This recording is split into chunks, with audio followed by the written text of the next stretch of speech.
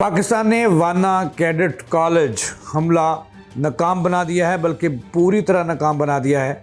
और इस वक्त ताज़ा तीन सूरत हाल ये है कि वाना कैडेट कॉलेज पर जो हमला दहशतगर्दों ने किया, इसमें 5 दहशतगर्द कॉलेज की जो मेन गेट है इससे दाखिल हुए।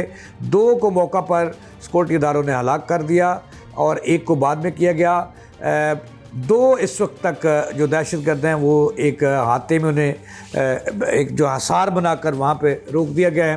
लेकिन खुशी की खबर ये है कि कैडेट कॉलेज में 650 के करीब अफराद मौजूद थे, जिनमें 550 कैडेट्स थे और बाकी एडमिन का अमला।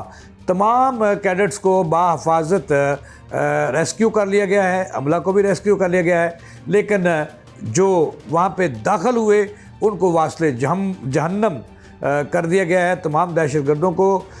ये अब तक की ताज़ा तरीन सूरत हाल।